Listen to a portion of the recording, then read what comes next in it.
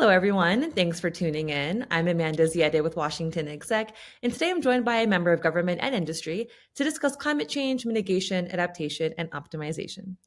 Our speakers today are Prachi Sukhatankar, Vice President at Booz Allen, leading the firm's climate and infrastructure portfolio, and Caroline D'Angelo, Acting Chief Sustainability Officer at the Department of State. Thank you both so much for joining me today. Glad to be here. Great to be here. Great. So I'd like to start by asking if you can both briefly describe the scope of your respective roles. Prachi, we'll start with you. Sounds good. Thanks, Amanda. So I lead Booz Allen Hamilton's Climate and Infrastructure Business Unit, and Booz Allen at large has been providing mission support and technology solutions to multiple federal agencies. And we are now roughly 35,000 employees company, having seen great amount of growth in the past decade. But I have the fortune of being able to look across our federal civilian, defense, space, and national security markets and those federal agency clients to really define what climate resiliency needs mean for them. And I have to say also for the time that we are in, and how then we can meet those by using the right technology enablers, by tapping into our mission experts and scientists, and also baking the right policy, business, and human behavior orientation that I think really drives those implementations. So just a little bit about me. My background is a mix of technology, strategy, and innovation. So as you can imagine, I particularly enjoy this kind of systems thinking and execution. So I look at activating our tech pillars across data, AI, cloud, immersive technology, and other emerging technologies, and really apply those to the problems that are at the core of the mission of national importance. And I have to say, with the pace that we need today. So, I like to think that we know how to make the wheels of the government turn a little bit. So just to give a few examples, we have been a mission partner to Department of Energy in R&D spaces. We support national exercises for FEMA. We have helped the Army Corps of Engineers with a set of climate risk tools. We are doing environmental modeling and analysis for FAA, and now helping NOAA with components of data platforms. So ultimately, I'm very sharply focused, Amanda, on sort of embedding the science and technology into operations to achieve the highest levels of resilience for our clients and the nation at large. Wonderful. Thanks for sharing. And Caroline. Yeah, absolutely.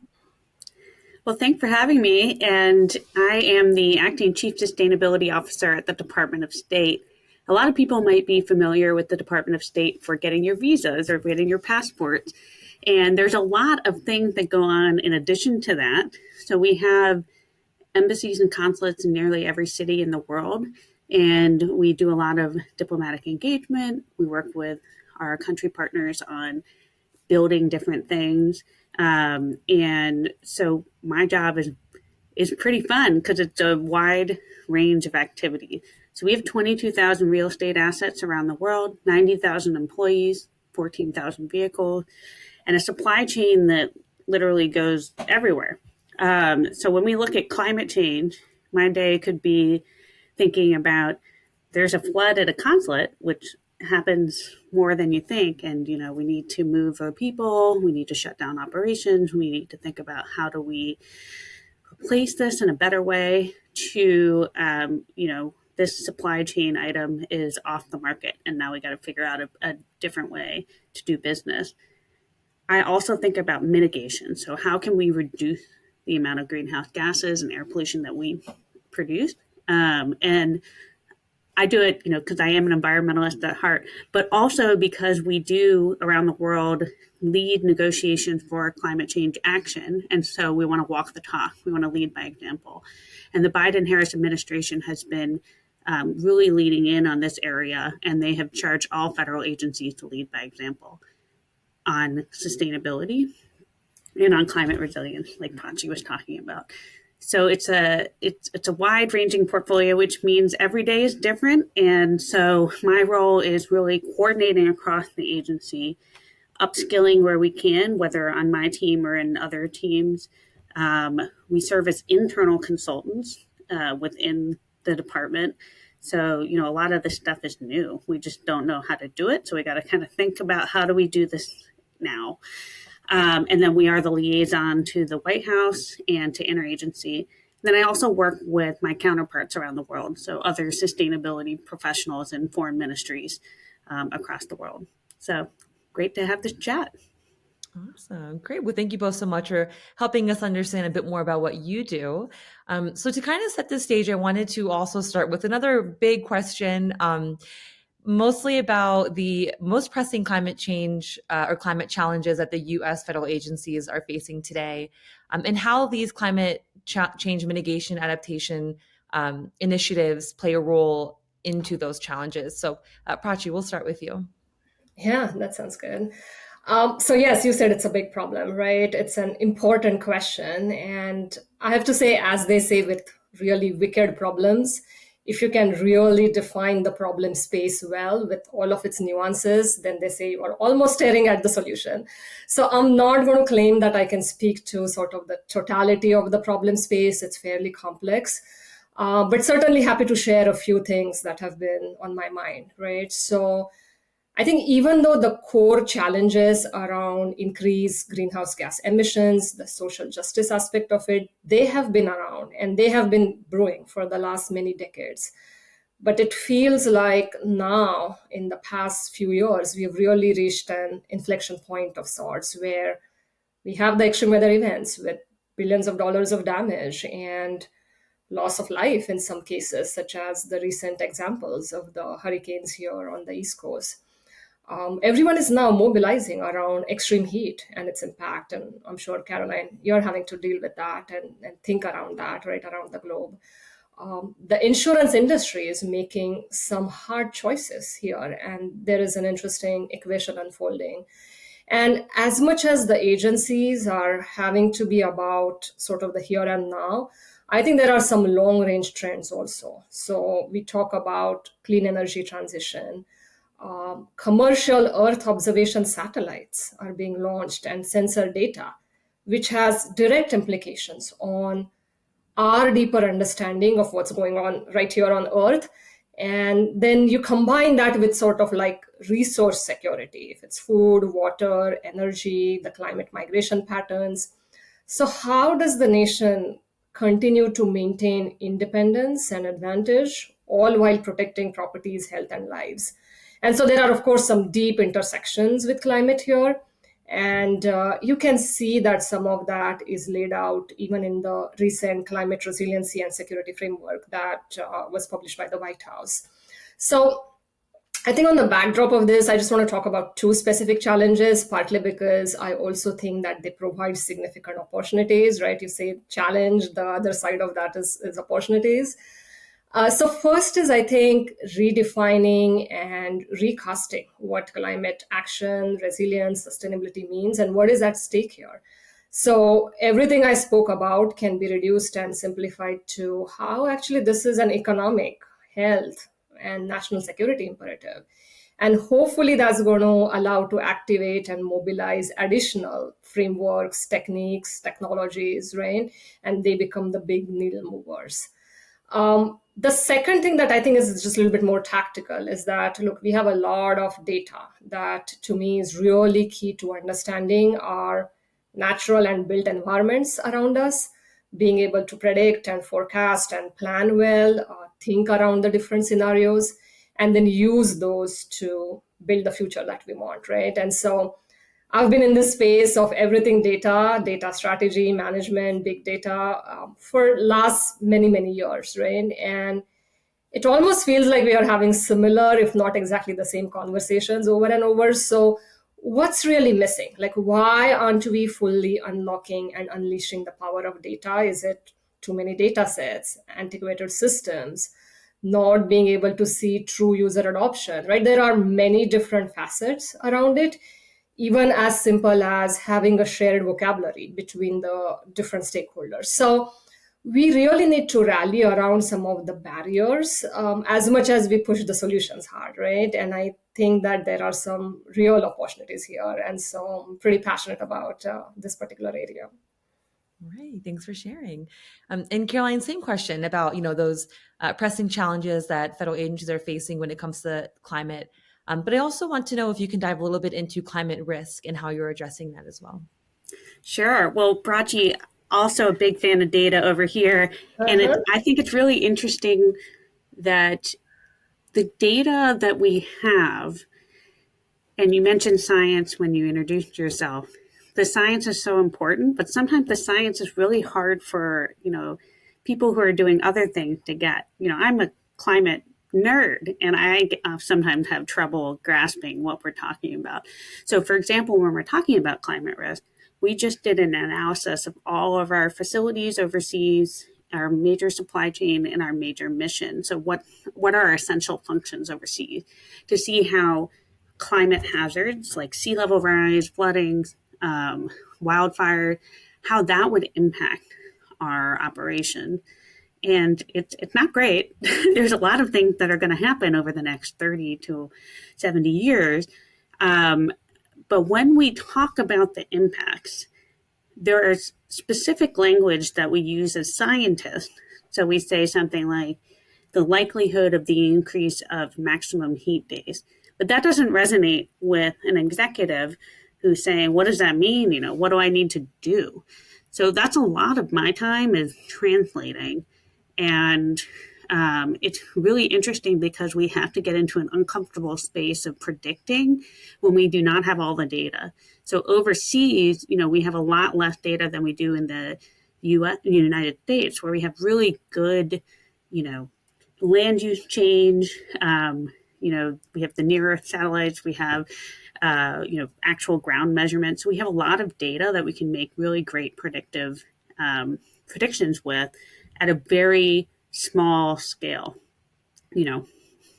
5 feet by 5 feet. Whereas overseas, the grid that you're looking at might be 100 miles by 100 miles. So you really just don't have the same level of data. If my facility is in that grid, I don't really know with great certainty how much that flooding is going to happen.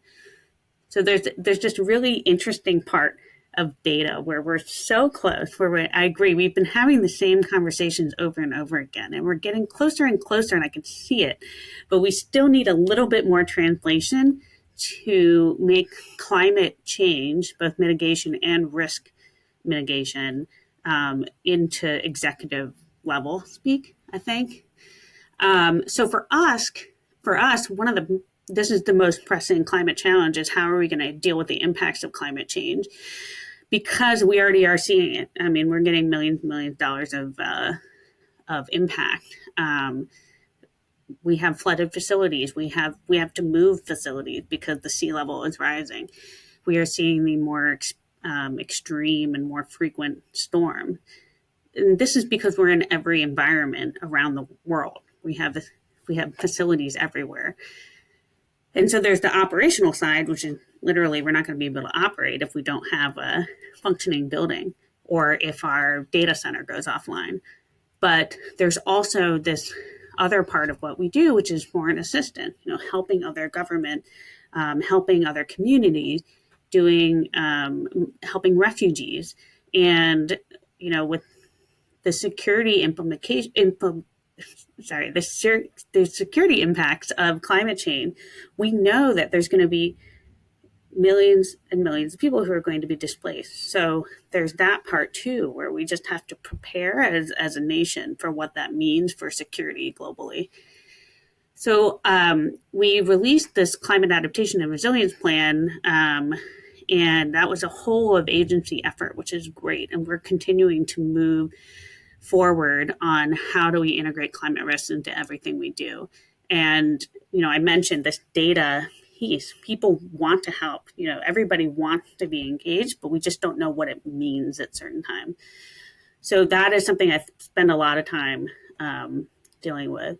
On the kind of day-to-day operation, I spend a lot of time thinking about energy and resilience because we have to operate. We usually have a requirement for at least some part of our load to be 24/7.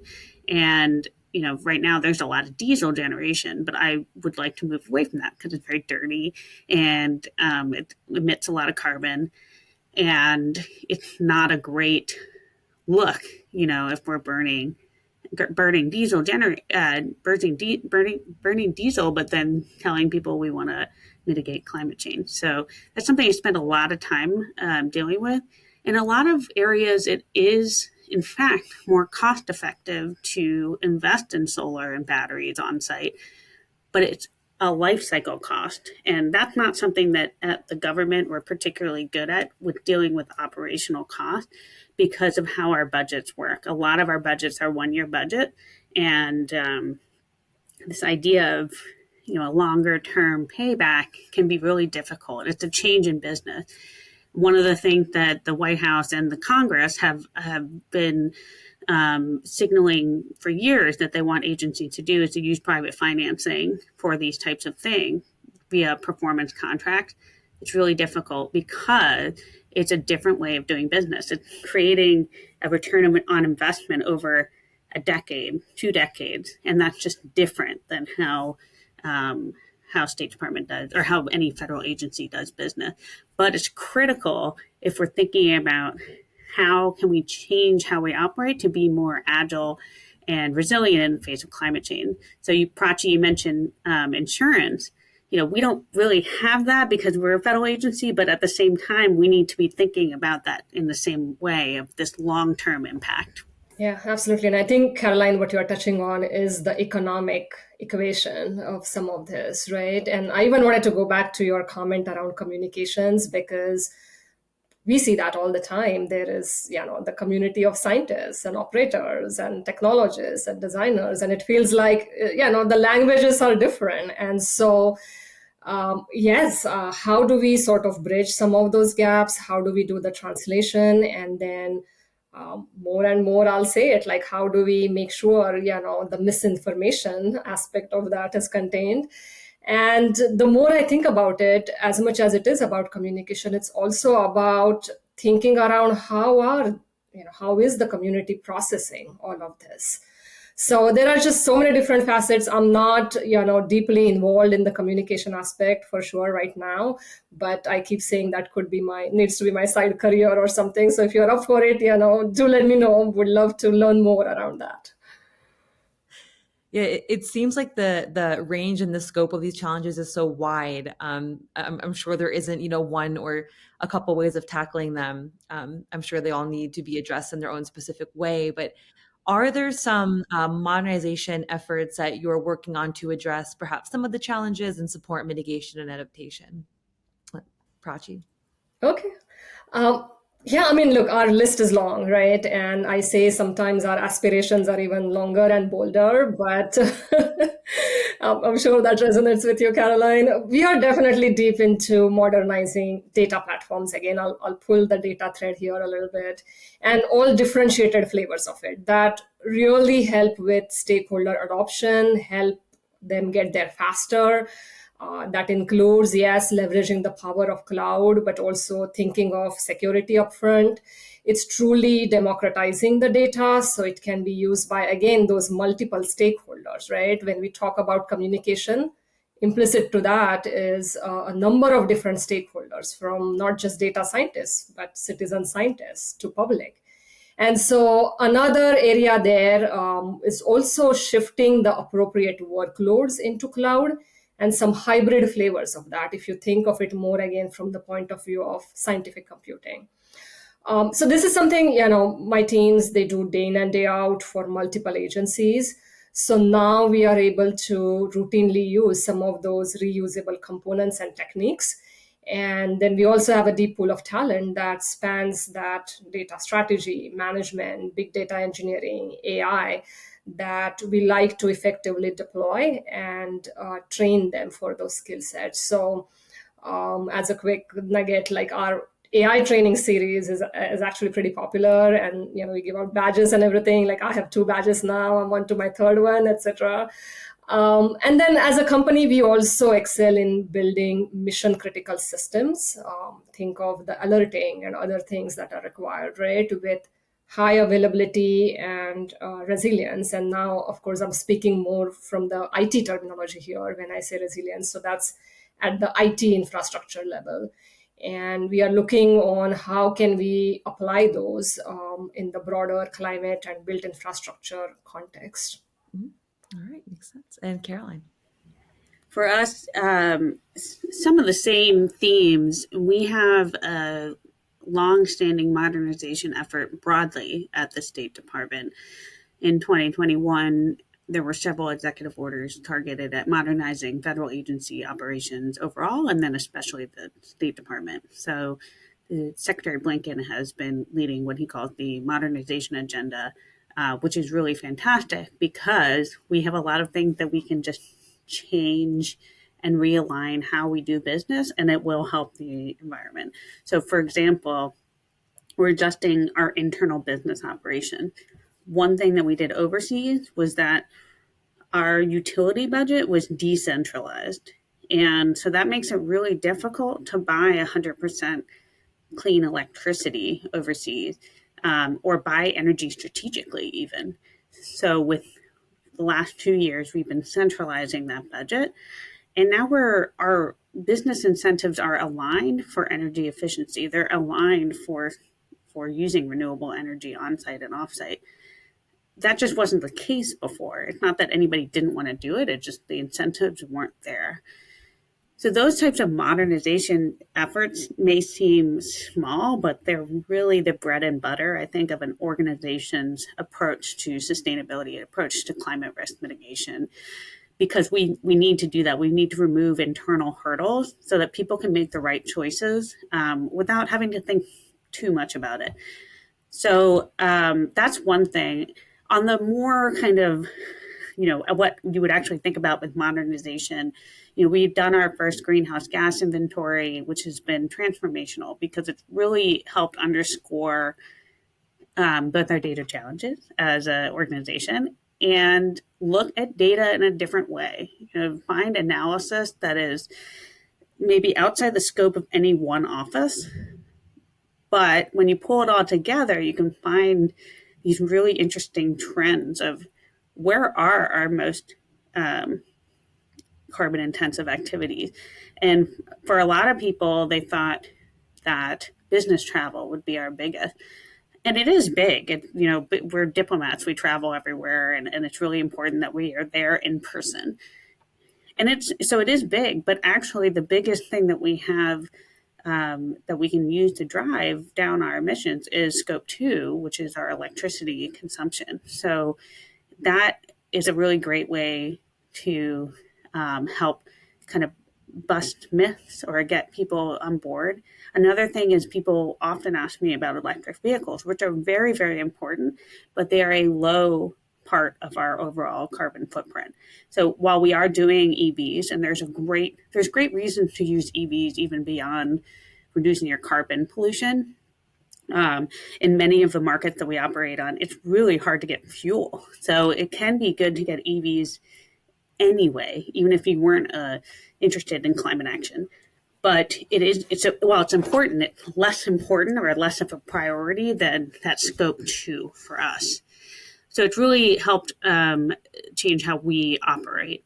And then the last thing have been, with the AI, it's really, like you said, Prachi, it's really exciting. I personally love it. But, even before we get to AI, we started using, as the department, optical character recognition to read our invoices around the world. And this was a huge modernization effort because before it was manual data entry, which meant that we had really low compliance. We just had low visibility into what we were doing. And now the Bureau of Overseas Buildings Operations runs this program, is able to see data in 44 languages, 1,345 rate schedule. I mean, this treasure trove of data around the world that we're able to look at and say, hey, this demand charge is wrong, or hey, we're paying the wrong rate, or hey, there's 100% clean electricity green tariff available. Let's go do that instead. So this type of data modernization effort is really transformational for us. Yeah, Caroline, I kind of want to dive a little bit deeper into the how you're leveraging data and AI to kind of enhance these climate resilience initiatives and mitigation adaptation. So, any other pilots in the works or any other ways that you're exploring incorporating this technology into your efforts? Yeah, I mean, we're looking at AI to even make that optical character recognition process better. There's still some manual steps in terms of training the computer where to look, and so how can we use AI more to even reduce the burden there? But we have a pilot of about 15 embassies and consulates that have software with AI predictive analytics in it for peak demand, peak energy demand, and brownouts. So this helps post know, hey, and we call it embassies and consulates post. Hey, the way you're using energy, it looks like you're going to have a big spike. And if you have a big spike, that'll be really costly. So maybe take a look at this. And that's the exact way that I'm thinking about AI is like, how can we augment our already overburdened workforce that are spread literally everywhere, from little tiny islands in the middle of the Pacific to, big bustling metropolises. So that type of AI alert and predictive analytics is where I'm really interested. So we have that pilot. We also we're trying to work out that same thing with managing our 14,000 residences. We want to make it more of an alert. So originally, or at first, it'll just be alert functionality. And then eventually we want to add that predictive analytics, the machine learning, the smart part of this. So it says, hey, this residence is using water in a very weird way. Like maybe you want to go check that out, So we're hoping to do that. We're working on that actively, especially with our mission in South Africa, which has had a really difficult time with energy and water lately. And the last thing that we're doing with AI right now is actually out there, and it's available on an app called Zephyr. And it's a forecast for air pollution for every city that we operate in around the world. And this is a partnership that we did with NASA. NASA did a model using our ground-based monitors, which are at 80 embassies and consulates around the world. They used their data, they used their satellite data, and they created a model that uses machine learning, and it'll get better over time, to do a 3-day forecast for each location. And why that's so transformational is here in the United States, EPA and states and municipalities have been doing forecasts for a long time. They have really good data to base their forecasts off of.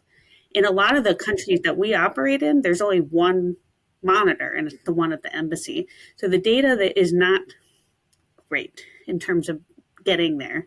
But with satellite data and with this model where we're combining satellite and ground-based data and weather patterns and all of this, we're going to get there. It's not going to replace ground-based data, but we're never going to get enough ground-based monitors to have it be perfect. And so this has been a really great use case of AI because it can tell our diplomats and their families and the schools that rely on this data and the local communities, hey, it's going to be bad in 3 days. Like, go get your outdoor time now, that type of thing. So really impacting day-to-day decision-making for people. And then over time, this data is really important as we talk about climate action, because you mentioned, Amanda, climate is broad. It's really broad. Air pollution, to me, is one of those things that's very tangible. People see it. When the pandemic, when air pollution went down temporarily, and, people could see the Himalayas in India, it's just a huge change. But if you realize what air pollution is, the impact is on your day to day, that is something that will worsen in a lot of places as climate change continues. So I'm really glad we have the data set now. I'm glad we have the forecasting capabilities, given that, unfortunately, in a lot of areas, it's going to get worse. So Carolyn, I have to say you really got my stream of thought going. This is amazing, exciting stuff, right? I mean, even just speaking of the air pollution, it just resonates so much because when we did like a very simple digital twin of a city and then showed the heat map of the specific pollutants and the particles, Like that was way different than saying, here are the levels and go to X, right? And even with the greenhouse gas emissions monitoring, you're absolutely right. I mean, with the satellite data now, there are companies who are able to do advanced methane tracking and things like that. And that's just going to be highly revolutionary. So I'll stick to my lane, but yes, a lot of amazing intersections there: supply chain, grid optimization, grid threat intelligence, even the OCR piece, where like the next level is the intelligent document processing, right? Those are some great intersections with AI. It's funny too. I get a lot of questions about the impacts of AI in terms of obviously the data. AI is more energy intense. And in some ways, I compare it to the air pollution side because with electric vehicles, you're at least centralizing the pollution source. So even if the electric vehicle is charged by a coal plant, you have a coal plant that can have the pollution scrubbers on it, on the smokestack. So it's obviously the best is to be powered by a clean energy source, but it's even still better in terms of local pollution because then you're not having the combustion engines just burning everything and running around. And so I think the same thing for, as we look at all of these technology, AI, yes, it is more energy intensive. Yes, it is water intensive. It doesn't have to be. There are companies that are doing waterless cooling of data centers. There are companies that are using, doing some really exciting partnerships with DOE to use nuclear and other sources for their data centers. So, while yes, it is more now, it is a central source of, it's a centralized way to augment our abilities. So I'm hopeful while it's more now, I'm hoping that we can all collaborate so that it's less over time. Yeah. And it really pushes that downstream innovation ecosystem to say, now here are the problems, go solve them. And it's that back and forth, right? So it's really a yes and proposition. Yeah, if what you mentioned with the transmission, that's more Department of Transportation than we're not really involved in that. But if that's something that can improve the infrastructure efficiency by 20%, that's a huge win. So it'll be interesting to see as the calculations all are done over time. Yeah, absolutely. Yeah, it's so interesting to see how every sector agency plays their own role, but ultimately it impacts the work that each of you are doing and to see those results. So, Prachi, I'm curious. After Caroline kind of described some of these initiatives and efforts, how are you and your team supporting agencies as they leverage these kinds of advanced tools like AI to develop innovative strategies for mitigating climate impacts? And how does data optimization play a role? Yeah, I mean, I can share a few examples. They're probably a little bit different than Caroline, so hopefully, we complete sort of the full circle. Look, chatbots, right? Everyone's doing chatbots. Yes, we are exploring AI-based chatbots to more meaningfully tap into EPA's large record management systems. So that's one example. We've started some work for NOAA to apply large language models and also natural language processing to really improve the quality of its knowledge mesh. So this is not so much around, the bot, giving you answers, but it's really around building a mesh which directly applies to climate adaptation and resilience use cases. And if we can expand the AI piece just a little bit, right? Because I mentioned the digital twin earlier, which is a little bit, I have to say, at the higher end of the sort of technical spectrum, but we have created a digital twin for the Tyndall Air Force Base. And back during Hurricane Michael time, which was a Category 5 hurricane, it passed over the base, causing billions of dollars in damage. And the twin, which is a digital replica of the physical infrastructure, really helps reimagine a more resilient reconstruction of the base before actually having to build it.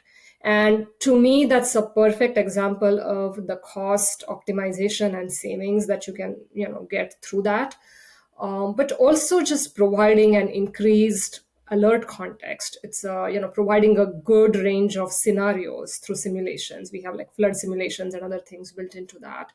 So as much as it feels like a little bit high end from a technology standpoint, it is here and now. It's possible. Once you build that, you can cross apply those design patterns and technology. And to me, that's the way to scale some of these things, right? Because we can start seeing that in a more civilian and localities context. So those are some examples. And I know, Amanda, you asked about data optimization, right? So another example for NASA, we have a cloud-based big data platform that takes all of the NASA's energy data sets and resources, and that's highly optimized for data storage, also dissemination through APIs and whatnot. And as we were discussing that there is a downstream innovation ecosystem, right? This helps a downstream system of communities and businesses because they can become more resilient by using these data sets and curated and analytic ready data products to apply that for example, renewable energy development projects, sustainable buildings, and also some agroclimatology applications. So I think it's just a broad range of possibilities. Ultimately, what matters is that we are not doing AI for AI's sake, right? Or any other technology for that matter. So we do really start with that deep discovery of the problem space. And as they call it in the sort of private sector, product fit, right? Here it's more use case to solution fit. All right. Wonderful. Well, before we close, I want to make sure that we kind of leave our audience with kind of that what's next action response. So, we've been talking about all these challenges and efforts and initiatives that clearly require cross-sector collaboration. What is needed to keep the momentum going from the proper skills and training to perhaps preparing the workforce of evolving climate demands to leadership engagement, general awareness? I know it's a lot to cover, but yeah, what is needed? What are the next steps that you think in terms of working together and getting the momentum moving? Caroline. So I think more standardization across climate literacy is really helpful. So the Office of the Federal Chief Sustainability Officer in the White House has been working across the federal government to do this because we have a mandate to apply climate literacy to 100% of our employees, which is really, really important. But I think every agency, every company is in the same boat. What do we need people to know? What's too much to know? Like, we don't need everybody to be a climate scientist, but we do need everyone to understand how do these system, Prachi, mentioned, like system thinking of when it comes to environment, and how do I, as an employee doing whatever I'm doing, how do I fit into that narrative? And that's a really hard problem to solve. It's not that I think everybody training is just really hard. So that requires cross-sector collaboration. And I love the idea of the badges. That's great, an AI badge. I think we in the federal government and in the private sector and universities need to all collaborate on what do people need to know and how do we get them those skills. And I think a lot of it is the same. Sure, there are things that are different at the State Department than at NASA, or there's things that are different, but there's more things that are the same. I think across all of our sectors. So I would love to see more standardization. There are certifications out there, but I think it's still nascent. The whole field is still kind of coming up.